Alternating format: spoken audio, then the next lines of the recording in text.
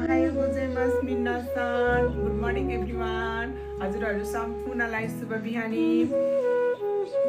हजुरहरुको माझ मैले आज एउटा सानो भिडियो तयार पार्दै छु। हजुरहरुले जस्तो भए पनि सुनेर चाहिँ साथ दिनु होला।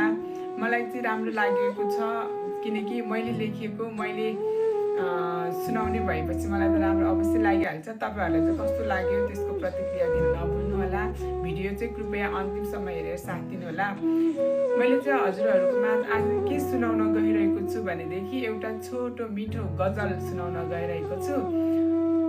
खासै राम्रो त छैन होला, तर तपाईहरुलाई त राम्रो लाग्दैन होला किनकि तपाईहरु त अलरेडी गाउँमा हुनुहुन्छ अनि विशेष ठाउँमा त पर्नु भएको छैन नि त, भोगेको छैन, त्यही भएर तपाईहरुलाई राम्रो लाग्दैन होला। किनकि मलाई चाहिँ जे होस् भित्री मनदेखि नै राम्रो लागेको भएर मैले थोरै गजल लेखेको छु।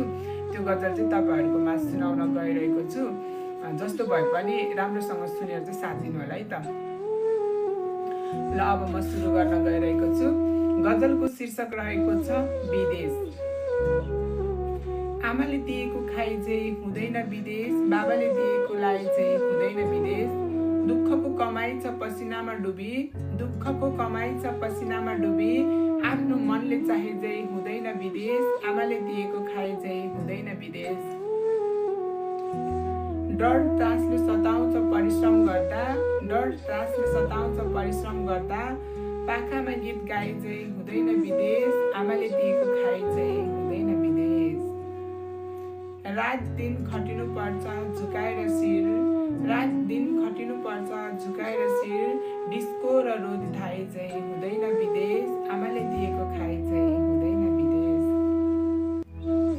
तडपिएर बाँच्नु पर्छ बिछोडमा, तडपिएर बाँच्नु पर्छ बिछोडमा।